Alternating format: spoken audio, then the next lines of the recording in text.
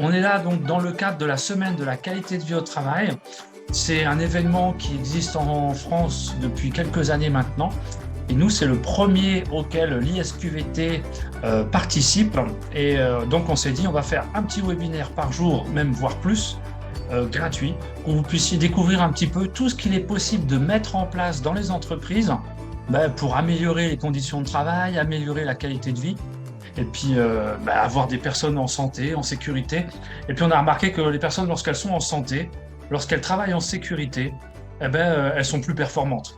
Voilà. Donc on va essayer de découvrir un petit peu c'est quoi la personne de confiance avec Sandrine. Sandrine, je te laisse la main, une petite présentation, et puis comme ça, on pourra attaquer tout de suite pour que tu nous donnes un petit peu des explications autour de la personne de confiance. Ok, merci tout le monde. Donc, effectivement, je trouvais que c'était intéressant de parler de la personne de confiance parce que ça fait déjà plusieurs années que je travaille avec une casquette de personne de confiance en entreprise. Donc, à la base, je suis infirmière spécialiste en santé au travail et durant toutes ces années où j'ai travaillé dans différentes entreprises, je me suis trouvée confrontée à des gens qui avaient une difficulté, soit de mobbing, soit de harcèlement. Et en fait, j'étais souvent la personne vers qui on venait me voir parce que c'est pas forcément toujours évident de parler à son chef ou de parler aux ressources humaines quand on a une difficulté de harcèlement ou de mobbing. Donc voilà, il existe différentes formations. Donc c'est clair que pour être personne de confiance, l'idéal c'est de faire de toute manière une formation. Un, pour avoir les bases, que ce soit au niveau juridique, mais aussi que ce soit au niveau de comment est-ce que j'interviens avec une personne. Est-ce que je suis la psychologue? Est-ce que je suis l'infirmière santé au travail? Ou est-ce que je suis la médiatrice qui va intervenir? Ou quelle casquette, en fait, je dois prendre dans ces moments-là? Et il y a non seulement ça, mais après, c'est toujours aussi de connaître quelle est la limite de la personne de confiance, jusqu'où en fait on peut aller en tant que personne de confiance pour accompagner une personne. Est-ce qu'on doit la prendre par la main? Est-ce qu'on doit l'amener aux ressources humaines? Est-ce qu'on doit parler aux ressources humaines sans en parler à la personne qui est venue nous voir? Ce sont toutes des questions qui se posent et qui sont vraiment aussi abordées durant cette formation. Voilà, pour ce qui est de la présentation. Alors, une personne de confiance, selon la loi, il faut voir en fait que la loi suisse sur le travail donne des impulsions. Et en fait, pour parler de la personne de confiance, il faut parler du cadre légal et de la protection de la personnalité. Alors, il y a l'article 8 de la Constitution, il y a l'article du Code des obligations, le 328, il y a l'article 6 de la loi sur le travail, là, il y a la OLT 3, donc c'est l'ordonnance sur la protection de la santé. Il y a la loi sur l'égalité entre hommes et femmes, qui est la 4, et il y a l'obligation de s'abstenir de porter atteinte et l'obligation de prendre des mesures. Donc, en fait, tout ça fait partie de la personne de confiance ou sur quoi la personne de confiance doit se positionner. De plus en plus d'entreprises devraient en fait avoir une personne de confiance, mais souvent les entreprises sont un peu poussées soit par l'inspection du travail ou tout d'un coup il y a eu un problème et doivent absolument mettre quelque chose en place pour soutenir leurs collaborateurs. Et c'est souvent à ce moment-là qu'il y a un peu une panique à bord et puis de devoir dire ok, qu'est-ce que je mets en place, pourquoi et comment. De plus en plus d'entreprises le font d'une manière, je dirais, volontaire et ça parce qu'en fait, ils se rendent compte que, en tout cas les ressources humaines ou les chefs d'entreprise se rendent compte qu'ils peuvent accompagner leurs gens, mais qu'en fait, ils n'ont peut-être pas forcément les moyens ou les compétences d'accompagner un collaborateur qui est dans une souffrance au travail, qui peut être un harcèlement moral ou un harcèlement sexuel, ou quand les gens, des fois, sont en épuisement professionnel, voire en burn-out, et aussi quand il y a du mobbing. C'est à ce moment-là, en fait, que les gens ont besoin de trouver de l'aide, et des fois, c'est difficile pour eux d'en trouver en interne. Voilà. Ah, t'as pas une brique. Oui, il ne faut pas oublier de mettre son micro. Ouais. Oui, alors, il y a Serge qui a fait une réaction qui est très juste. C'est vrai que tu as donné un petit peu la liste des obligations et tout ça, des Oui. lois. Mhm. Euh, Et c'est vrai que ça serait intéressant d'avoir des liens et peut-être qu'on pourrait mettre ça en lien pour les gens qui veulent récupérer ou qui veulent regarder la vidéo. Donc n'hésitez pas, je pense qu'on le rajoutera sous la vidéo. Quand vous regarderez ça, on mettra les liens vers les ordonnances ou vers toutes les lois. Donc, si je comprends bien par rapport à la personne de confiance, au niveau du cadre de formation, il y a justement un cadre dans la formation. Est-ce que la formation, tu peux nous préciser un petit peu comment elle se passe? Alors, moi, j'ai fait une formation avec la chambre, euh, j'ai un doute, c'est la CSPCE, c'est la Chambre suisse de personnes de confiance en entreprise. C'est une formation qui dure à peu près 8 jours, sur lesquels on aborde en fait les lois, on aborde tout ce qui est entretien, comment est-ce que je mène un entretien, comment vendre aussi un système de PCE en interne d'une entreprise, mais c'est surtout beaucoup d'échanges d'expériences et en fait, comment devenir une professionnelle et comment en fait changer sa manière d'être. Par exemple, moi, en tant qu'infirmière de santé au travail dans une entreprise, avec une personne de confiance, je vais complètement, je ne vais pas être dans du coaching, je ne vais pas être dans du soutien parce qu'il y a une pathologie et autres, mais je vais plutôt être dans une systématique de comment amener la personne à réfléchir à sa situation et comment en fait qu'elle puisse faire face et trouver l'aide peut-être en interne dans le cas par exemple d'un harcèlement moral. Ouais. Alors moi, justement, j'ai une petite question parce que j'ai envie de dire un bruit de couloir et puis je voulais m'en assurer un petit peu. La personne de confiance, donc elle va rencontrer des situations, j'ai envie de dire peut-être délicates, Mhm. que ce soit surtout en termes de harcèlement sexuel ou même de harcèlement moral, tout simplement. Euh, est-ce que la personne de confiance, elle peut intervenir tout de suite? Est-ce qu'elle a une obligation d'intervenir tout de suite, de faire, alors j'ai pas envie de dire une dénonciation, mais comment ça se passe quand tu es dans une situation, j'ai envie de dire limite, comment ça se déroule pour se rassurer quand on est victime, de se dire, voilà, est-ce que l'anonymat est conservé, toutes ces choses-là, quoi. Alors, tout à fait. Alors, de nouveau, quand je travaille en tant que personne de confiance, j'ai en fait un contrat avec l'entreprise où en fait je dis ben voilà, je vais intervenir en tant que personne de confiance et si j'interviens, c'est pour ces situations-là, donc qui sont vraiment bien délimitées, qui sont mobbing, harcèlement moral, harcèlement sexuel, voire épuisement professionnel. Donc, pour mettre en place une situation de personne de confiance, dans l'idéal, et c'est ce qui est vraiment recommandé, c'est de donner une information et de former tout le personnel, que ce soit les managers et les autres collaborateurs, à qu'est-ce que c'est qu'un conflit, qu'est-ce que c'est que le harcèlement sexuel, etc. Et en fait, pouvoir montrer aussi que derrière un numéro d'appel, il y a quelqu'un. Et puis, dans un deuxième temps, de dire, ben voilà, quand la personne appelle, en fait, elle a cette confidentialité. Ça veut dire en fait que le collaborateur va m'appeler, va me dire voilà, je suis dans cette situation, voilà qui je suis, voilà où je travaille effectivement. Et puis, moi, je vais lui dire qu'il y a une confidentialité par rapport à sa situation, par rapport à son nom. Et puis, je vais le voir dans un lieu qui sera en général pas à l'intérieur de l'entreprise, parce que sinon, il va être automatiquement vu avec la personne de confiance, vu qu'à un moment donné, je serai connue. Et puis de voir qu'est-ce qu'il en est pour lui.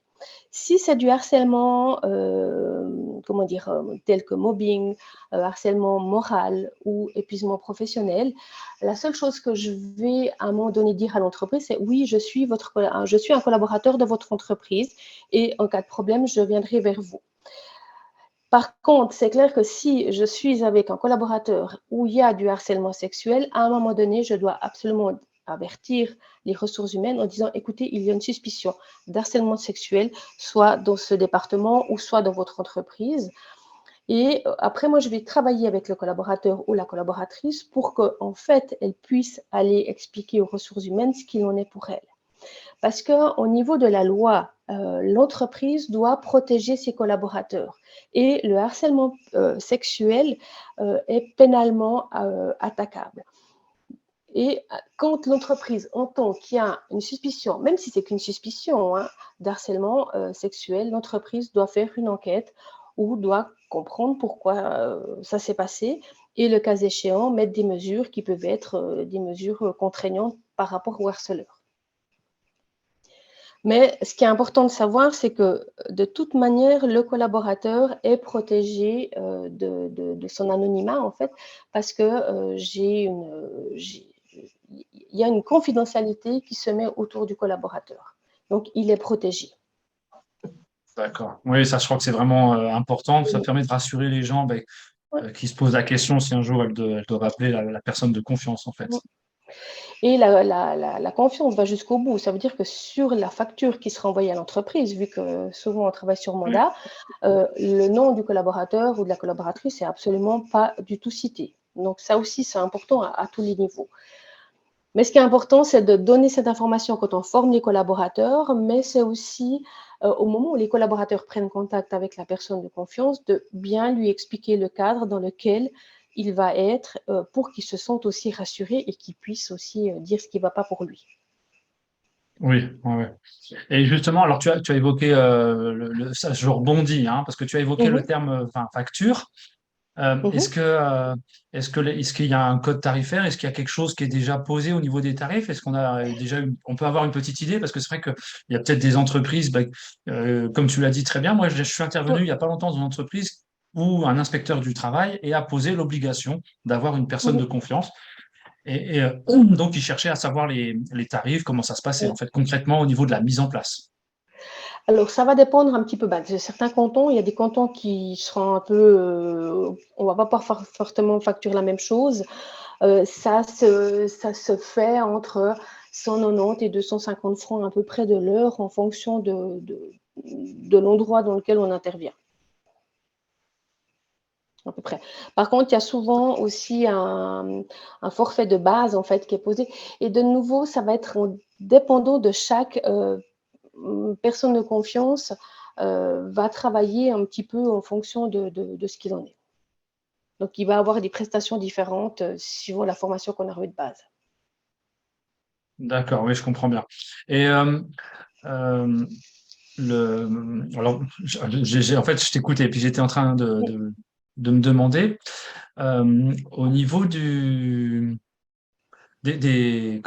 entretiens quand tu vas dans Mhm. l'entreprise. Enfin, est-ce que des fois tu vas dans l'entreprise? Si oui, comment ça se passe justement pour l'anonymat ou est-ce que c'est exclusivement par téléphone?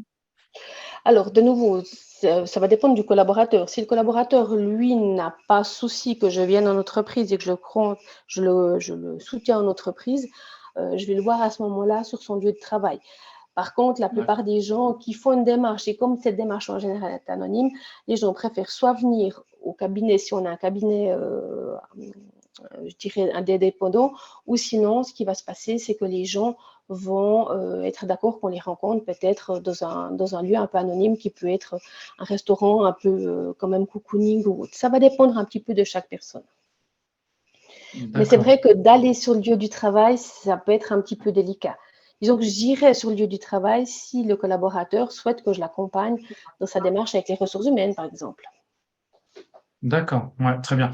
Et est-ce que tu as, j'imagine que tu as déjà eu plusieurs situations.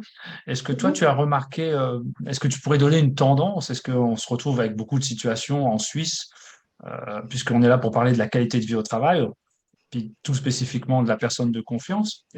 Toi, tu remarques sur le terrain, j'ai envie de dire, plus de risques par rapport au harcèlement moral, au mobbing, au harcèlement sexuel?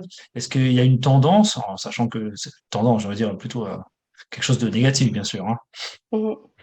Alors moi, ce que j'ai surtout constaté, c'est plus de harcèlement type moral que d'harcèlement sexuel. Alors, ce qui est arrivé chez moi. Donc ça, c'est aussi différent. Je pense que si on prend peut-être une autre personne de confiance, elle aura peut-être plus de cas de harcèlement sexuel. Donc ça va dépendre. Mais ce que je me rends compte, c'est que non seulement il y a plus de harcèlement moral, mais aussi beaucoup plus de burn-out, de plus en plus. Donc en fait, on voit que les gens sont de plus en plus stressés au niveau du travail. Les gens ont de plus en plus de difficultés à faire face à ce qui leur arrive. Et puis, des fois, en tant que personne de confiance, on a un peu des fois leur bouée de sauvetage, dans le sens qu'ils vont venir nous voir, en tout cas pour déposer, et puis de dire, OK, ben déjà, pouvoir déposer chez une personne externe de l'entreprise permet des fois de débrancher et que les gens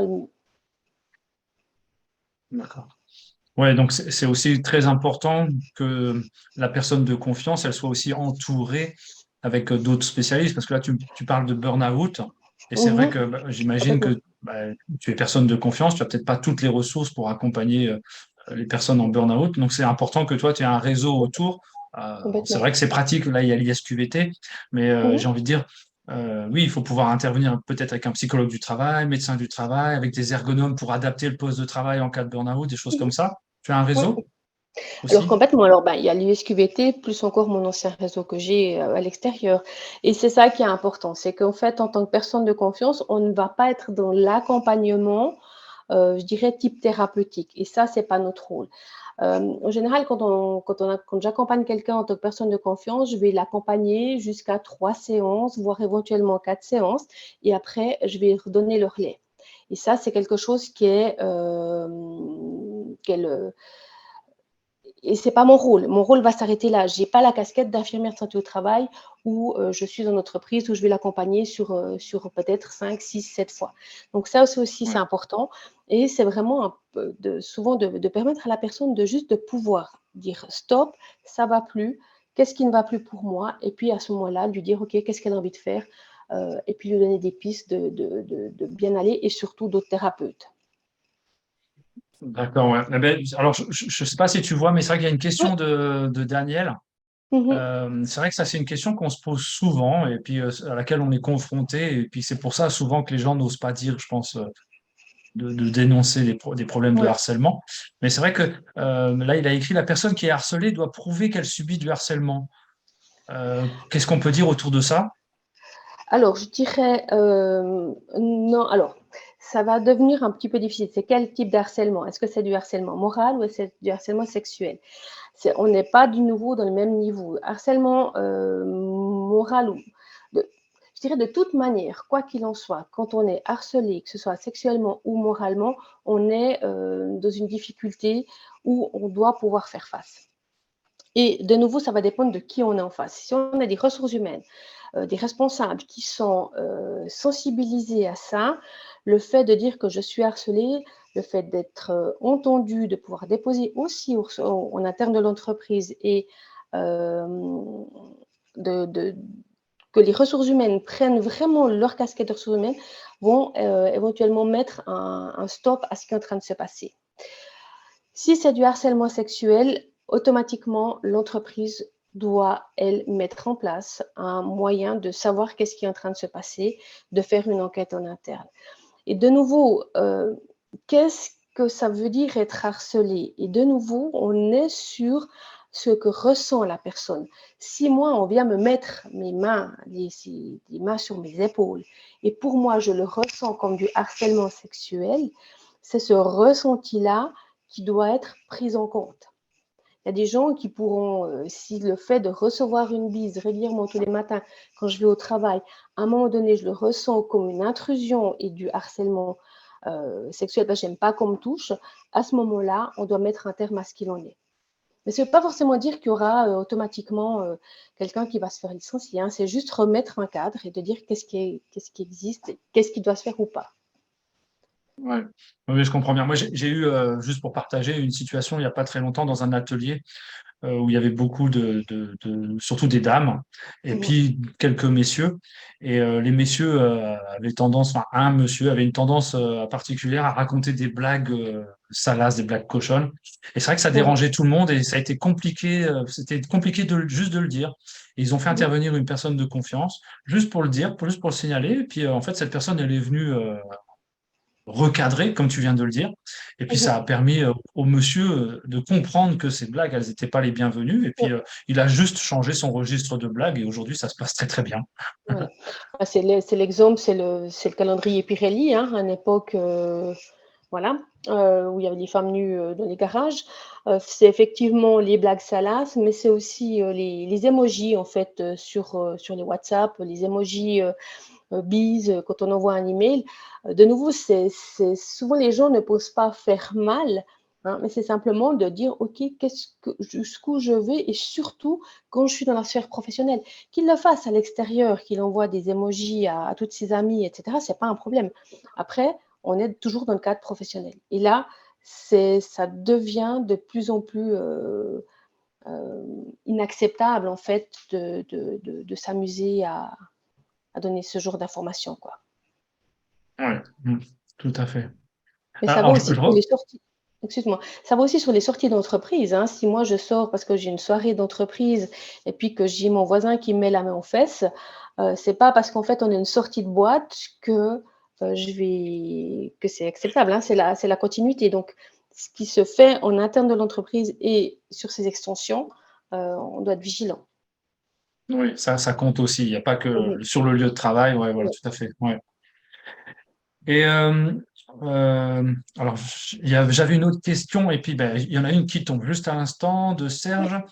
Mmh. Est-ce que la personne de confiance est obligatoire au niveau légal ou juste très fortement encouragée par les lois? Et je rajoute ma petite question en même temps, parce que Mmh. ça revient sur les problèmes de loi. Est-ce Mmh. que pour avoir une personne de confiance, il faut un minimum de personnes dans l'entreprise ou est-ce que c'est PME, les grandes entreprises, etc. À savoir un petit Mmh. peu par rapport à ça. Alors, la personne de confiance, de nouveau la l je sais pas si c'est une recommandation, je suis désolée, il faut juste que je revérifie quelque chose, mais Oui, normalement l'entreprise doit mettre en place un système.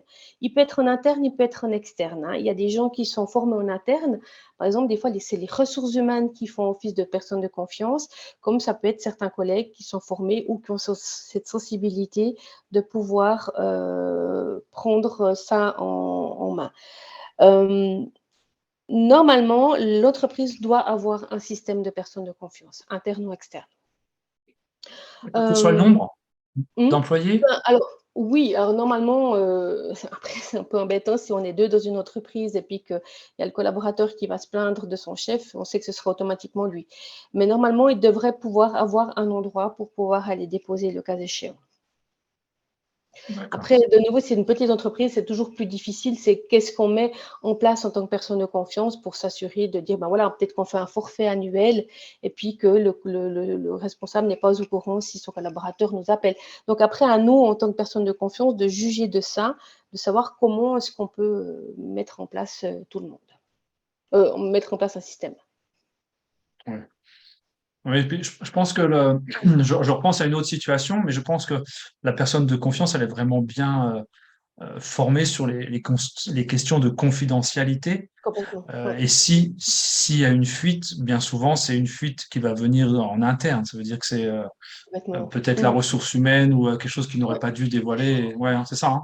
Exactement et puis la même chose, quand je travaille avec en tant que personne de confiance, chaque fois qu'il y a quelque chose de difficile, peut-être à remonter aux ressources humaines, je vais dire: «Écoutez, est-ce que vous êtes d'accord que je remonte, cette difficulté-là?» mais pas cette difficulté-là, mais est-ce que vous êtes d'accord que je dise à votre entreprise comme quoi vous m'avez appelé et comme quoi vous allez les voir au niveau des ressources humaines? Hein, des fois, je suis facilitatrice, mais c'est seulement avec l'autorisation, du collaborateur. Je ne vais jamais donner un nom, donner un service sans que le collaborateur me dise: «C'est OK». Hein, je suis vraiment obligée de le protéger parce que sinon à ce moment-là, je suis plus une personne de confiance. Je suis, celle qui va donner des informations et on sait très bien que si on rompt cette confidentialité, on n'a plus de raison d'être dans les entreprises et c'est ce qui s'est passé avec certaines, personnes de confiance qui se sont fait, je dirais éjecter de certaines entreprises et du coup, quand on revient derrière, ça devient beaucoup plus, difficile de remettre un système de confiance en place. Ouais. Ben, on a aussi donc, Daniel qui partage aussi. Mmh. euh, Et c'est vrai que des fois, on a des situations, oui, c'est pas obligatoirement enfin, que ça dégénère ou que la situation, elle s'aggrave. Et c'est vrai que des fois, juste un recadrement très, très rapide de RH ou des patrons permet bien souvent de résoudre des problèmes. Je crois que la personne de confiance, elle intervient quand même quand il y a des situations qui sont, j'ai envie de dire, dramatiques quelque part, où c'est vraiment intense. Bah, disons qu'en fait, quand, C'est pas forcément qu'elles soient très intenses, simplement c'est que la personne tout d'un coup ne sait peut-être plus où se retourner parce qu'elle est dans quelque chose, dans une gêne. Par exemple, une personne qui se fait toucher par un de ses collègues et elle ne supporte plus, elle va le sentir comme intense. L'entreprise va peut-être pas du tout le considérer comme intense, mais par contre, ça va déranger la collaboratrice ou le collaborateur. Donc, c'est à ce moment-là, c'est bien d'intervenir. Et comment est-ce que je vais dire à mon RH ou à ma RH, comme quoi je ne supporte plus que ma ou mon collègue me touche les épaules ou vienne derrière ou me fasse la bise. Mais déjà, rien que de pouvoir en parler, de pouvoir le déposer, permet de trouver aussi des solutions, de pouvoir bien fonctionner. Et je pars toujours du principe que c'est important de reprendre le dialogue dans une entreprise. Euh, Souvent, si on n'ose pas, c'est qu'on a peut-être peur des représailles. Peut-être qu'on ne sait pas dire les choses, peut-être qu'on n'a pas, c'est peut-être pas le bon moment, mais pour moi, ce qui est essentiel, c'est la communication. Quand la communication est brisée, ça veut dire à ce moment-là qu'on va un petit peu dans un no-way. Ouais. Et justement, quand on est dans ce genre de situation où là, j'ai envie de Mhm. dire, on rentre vraiment dans le domaine des risques psychosociaux, Mhm. où il faudrait faire intervenir un Mhm. psychologue. Toi, ça se passe comment? Ça veut dire que tu peux faire intervenir ou demander à un psychologue du travail, par exemple, de venir très rapidement, ou il faut que tu passes par la direction, il faut que tu passes par les Ouais. RH? Alors, de toute manière, tout ce que je vais proposer, que ce soit une médiation, que ce soit un suivi différent, que ce soit une intervention en entreprise ou autre, de toute manière, ça va être fait via les ressources humaines. Je ne vais pas pouvoir dire, OK, ben, j'ai pris un psychologue du travail, voilà, etc. Donc, c'est toujours en lien avec c'est toujours annoncé aux ressources humaines et c'est les ressources humaines qui disent oui ou qui vont dire non. Donc ça, c'est D'accord. important de le savoir. Moi, j'ai aucun pouvoir. C'est comme une médiation, hein. Si vraiment il y a un conflit entre deux personnes et une personne vient me voir, et puis que là, ce serait bien qu'il y ait une médiation et puis que le collaborateur, lui, a envie de ça aussi, ben, ce sera dire, écoutez, dans cette situation, l'idéal, ce serait d'avoir à ce moment-là une médiation. Moi, n'étant pas formée en médiation, je vais faire appel à un médiateur externe ou peut-être qu'ils ont un médiateur en interne, ça va dépendre un petit peu de chaque situation. Mais D'accord, tout très bien. est toujours validé. Ok. Eh ben, je fais un petit tour avec tous les autres participants et puis n'hésitez pas si vous avez des questions. Vous pouvez bien sûr réactiver votre caméra et puis votre micro. Il nous reste un petit quart d'heure. Et donc, n'hésitez pas si vous souhaitez poser des questions directement à Sandrine ou partager même une expérience. C'est vrai que c'est toujours intéressant. Ça permet d'aider les gens qui écoutent le webinaire et puis c'est vrai qu'ils se sentent perdus par rapport à la personne de confiance, comment agir ou quoi que Mhm. ce soit. Donc, n'hésitez pas si vous avez des questions. Moi, j'aurais déjà une constatation, c'est que bah, ça me permet de découvrir ce que c'est une personne de confiance, parce que je ne savais pas, et que je n'en connais pas, en fait. Voilà. Bon, en tout cas, dans ma région, je sais pas si ça existe, mais tu pourras peut-être me dire, Sandrine, s'il y en a. Dans Mhm. le Jura, il Oui, y en a. C'est vrai? il y en a qui interviennent Ah, au Jura, oui. ok. Mhm. Bah, c'est une bonne nouvelle. Et puis, ce que j'aurais aimé savoir, c'est bah, justement, toi qui as la casquette d'infirmière en santé au travail, tu as dit plusieurs fois, bah, voilà, je ne l'utilise pas et je ne suis, je ne fais pas de soutien, d'accompagnement thérapeutique, etc. Et comment est-ce que tu arrives, toi, à pouvoir switcher, tu vois, de changer de casquette comme ça, puis de prendre ton rôle de... Voilà. Ah. Alors, je dois souvent bien respirer, en fait, aux finalités, parce que c'est vrai que et je me prépare aussi, dans le sens où quand je interviens en tant que personne de confiance, je sais que j'arrive avec cette cassette-là en entreprise. Ce qui est assez facile, je dirais, dans le sens où je ne suis pas employée par l'entreprise, mais je suis une externe de l'entreprise. Et je trouve que c'est beaucoup plus difficile quand on est en interne d'une entreprise d'avoir ces deux casquettes. Est-ce que le collaborateur vient me voir, moi, en tant qu'infirmière santé au travail ou en tant que personne de confiance? Et là, des fois, comment dire, je dirais, il y a des amalgames. Tandis qu'en étant en externe, je viens vraiment et clairement avec ma casquette de personne de confiance. Et du coup, c'est beaucoup plus facile pour moi d'avoir cette posture-là. Mais c'est vrai que c'est pas au début, il y a beaucoup de choses qui se mélangent. Et dans ma tête, j'ai un peu un amalgame de beaucoup de choses, mais après, c'est comment est-ce que je fais le retour au collaborateur. Oui, c'est vrai que la barrière ne doit pas être évidente. Non. Ouais, c'est clair. Mhm. Mais en tout Ok, cas, merci beaucoup, Anita. ce que j'entends là, c'est qu'on ne peut pas forcément être infirmière en santé au travail dans un endroit puis devenir personne de confiance ou un autre métier, hein, mais ouais, c'est bien d'être externe quand même. Ouais. Alors, ça peut l'être en interne, je dirais, mais c'est vrai qu'il faut être très clair avec sa stature. Et puis, c'est clair que à ce moment-là, il ne faut pas que les ressources humaines soient nos meilleurs amis, parce que là, on est à ce moment-là, euh, on risque d'être vraiment dans un conflit de rôle et de loyauté qui se met vraiment en place. C'est vrai que je trouve que d'être un externe, c'est beaucoup plus simple, parce qu'on vient et on repart. Donc, on n'est pas impliqué dans ce qu'il en est. Ouais. Moi, j'imagine beaucoup. C'est vrai que j'étais surpris d'apprendre donc que la personne de confiance pouvait être en interne. Alors, je l'ai déjà Mhm. vu une fois. Et c'est vrai que j'ai été surpris quand j'ai appris ça parce que si tu as un conflit avec justement cette personne de là, tu peux rien faire et puis bah, tu te tais et tu subis tout le Ouais. temps que tu travailles, quoi. Alors souvent, ce qui se passe dans les entreprises, des fois, ils ont les deux. Ils ont la personne de confiance en interne et en externe. Ce qui veut dire que le collaborateur ou la collaboratrice a le choix d'aller voir l'un ou l'autre. Donc, D'accord. mais après, ça, c'est souvent des grandes entreprises qui ont des personnes de confiance en Oui. interne. Dès que c'est des petites entreprises, je dirais que ouais, le collaborateur est au courant de tout ce qui se passe dans l'entreprise. Il sait qui est avec qui fait quoi, quels sont les conflits dans tel département. Et ça veut dire qu'il n'a plus cette espèce de neutralité quand il prend en charge son collègue. Et c'est souvent à ce moment-là que ça devient difficile. Ouais. Très bien, ben merci Sandrine. Est-ce qu'il y a d'autres questions par rapport à la personne de confiance? N'hésitez pas à brancher votre micro puis à prendre la parole, à poser votre question à Sandrine. Et je crois Daniel voulait poser justement une question. Oui, alors je voulais savoir dans quelle région, enfin, ou dans quel secteur d'activité tu interviens le plus. Est-ce que c'est dans le domaine quand même dans le domaine médical ou tu travailles aussi dans le domaine industriel? Alors, j'ai beaucoup travaillé dans le domaine industriel et je dirais qu'il y a un petit peu un mix entre le milieu médical et le milieu industriel. Ok. Et ton secteur d'activité, c'est plutôt région Lausanne ou toute la Suisse romande? Toute la Suisse romande.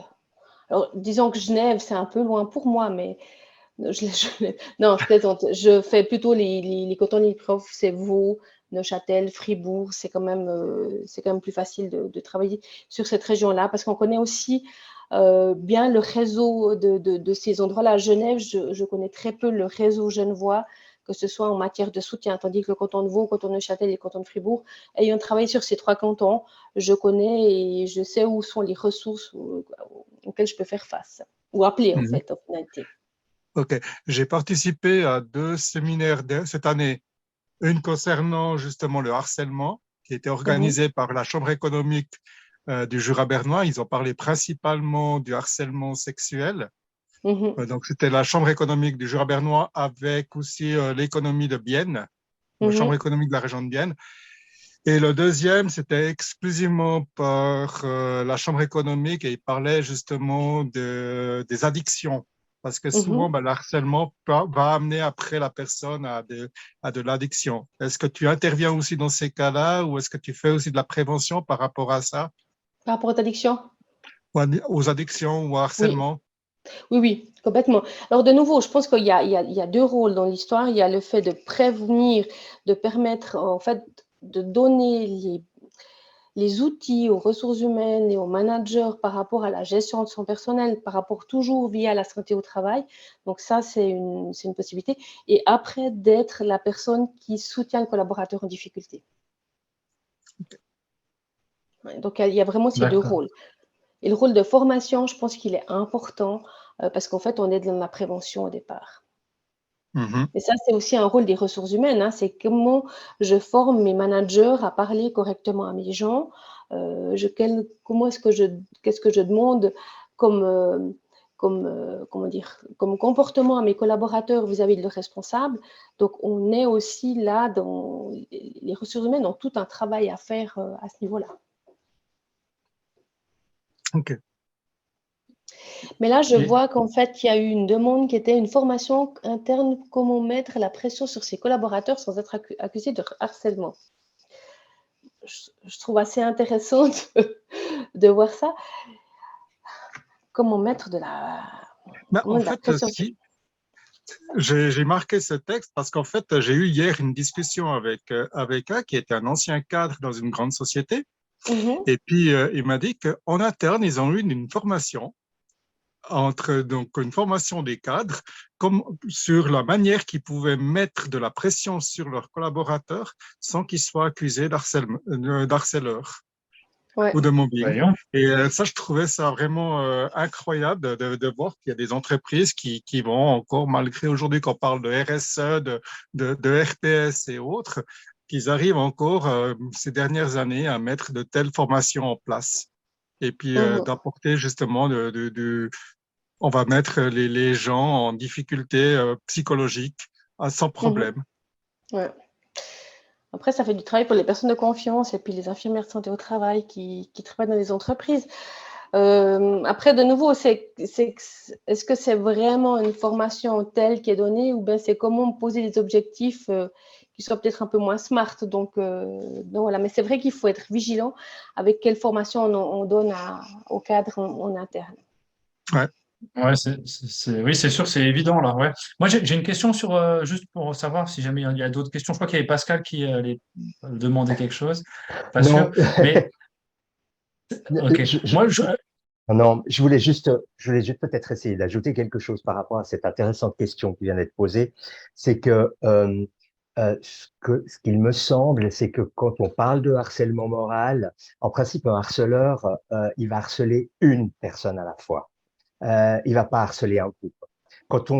C'est pour ça que peut-être cette entreprise, mais c'est très ambivalent c'est très délicat comme situation, parce que on peut parler d'un style de direction, c'est-à-dire un style de direction qui effectivement met de la pression pour des résultats, pour de la performance, tout ça, et que ça ne soit pas considéré comme du harcèlement. C'est un style de leadership, c'est un D'accord. style de management dans l'entreprise, mais est-ce qu'on considère ça comme harcèlement? Je ne sais pas ce que Sandrine en pense, mais voilà.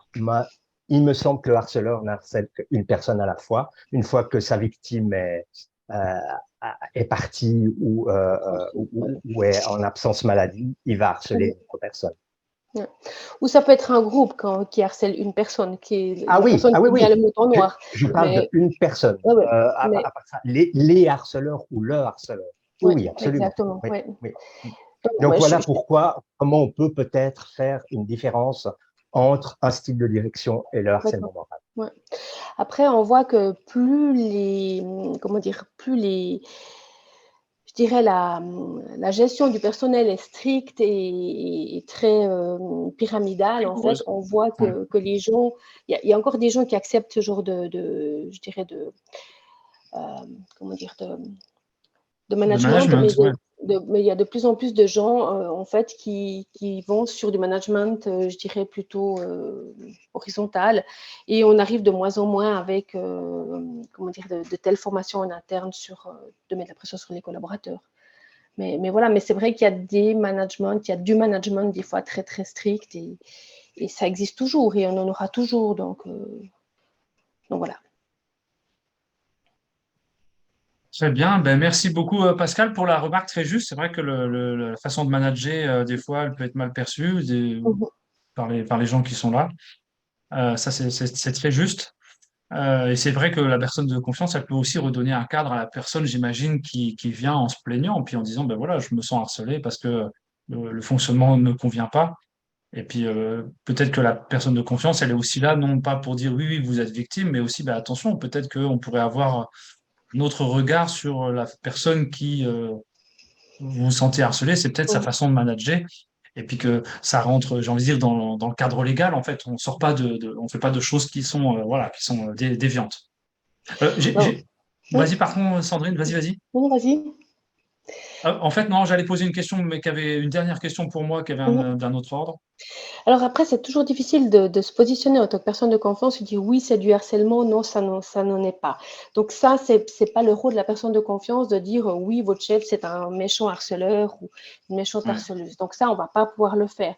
Par contre, on va amener la personne dans sa réflexion de dire ok, mais avec ça, avec ce que j'entends, comment est-ce que vous vous sentez, qu'est-ce que vous aimeriez faire, qu'est-ce que vous aimeriez, vers quoi est-ce que vous aimeriez aller, etc. Donc on va plutôt l'accompagner dans ce sens-là parce qu'on ne peut pas se positionner, parce qu'on n'aura Oui, toujours qu'un écho, son c'est de celui du cloche. collaborateur qui vient nous voir. Donc, Ouais. effectivement, peut-être qu'il vient d'avoir, je ne sais pas, un avertissement, une évaluation qui n'est pas bonne, et puis, de toute façon, mon chef, ce n'est qu'un harceleur, c'est qu'un méchant. Donc, on ne va pas pouvoir, nous, se positionner. Ouais, tout à fait. Moi, alors, je pose donc quand même ma dernière petite question, puis Mhm. on arrive bientôt au terme. Moi, je voulais savoir, il y a des prérequis pour devenir personne de confiance, parce que c'est vrai que peut-être là, des personnes nous écoutent et puis elles se disent, ah ben Mhm. tiens, je pourrais peut-être faire personne de confiance dans une entreprise ou dans mon entreprise. Est-ce qu'il y a des prérequis? Alors, je dirais les prérequis, c'est d'aimer le contact avec les gens, ça c'est la première chose. Et puis dans la formation dans laquelle que j'ai suivi, en fait, il y avait soit des ressources humaines, soit il y avait des avocats, soit il y avait vraiment des gens qui sont déjà dans un poste où ils ont l'habitude d'être en communication avec les gens. C'est clair que si je n'ai pas cette base-là ou cette fibre-là de me mettre peut-être à discuter avec ces gens-là, ça ne sert à rien d'y aller, quoi. Et puis je pense qu'il faut Oui, avoir une expérience quand même de savoir quand même mener des entretiens. oui, ouais, oui, oui, tout à fait. Parce que, D'accord. donc, je dirais c'est l'idéal, quoi. Donc Très après, il y a bien. des ergonomes, il peut y avoir des hygiénistes, il peut y avoir même des chargés de sécurité. Donc en fait, c'est des gens qui connaissent aussi un petit peu la santé au travail. Je pense que ça vaut aussi un petit peu la peine. Ouais, tout à fait. Ouais, je comprends. Ok, ben, très bien. Ben, s'il n'y a plus de questions, Sandrine, moi, ben, je te remercie beaucoup pour nous avoir donné cette vision. Ah, Pascal, peut-être tu voulais... Non, non, non, Non, non, c'était juste pardon. pour dire au revoir. Voilà, merci. En fait, voilà, donc merci donc Sandrine pour avoir donné cette vision de la personne de confiance. C'est vrai que c'est encore un métier qui est pas très connu. On en entend parler un petit peu dans les entreprises. Moi, je rencontre beaucoup d'entreprises où ils savent pas ce que c'est, mais qu'il y a des gens qui disent qu'ils auraient bien besoin. Voilà, donc moi c'est vrai qu'on l'a déjà mis en place avec les SQVT et puis d'ailleurs on le met en place s'il y a besoin pour les entreprises, elles peuvent faire la demande par rapport à ça et puis on fera bien sûr une proposition. Eh ben, Sandrine, merci encore, merci aussi à tout le monde. Je vous souhaite une belle après-midi et puis on se retrouve demain, je le rappelle, donc demain il y a un webinaire, c'est sophrologie et qualité de vie au travail, pourquoi ça marche. Ça sera une petite présentation sur comment on peut impacter positivement sur la santé au travail grâce à la sophrologie. Merci encore Sandrine et puis merci tout le monde. À très bientôt. Bonne fin de journée.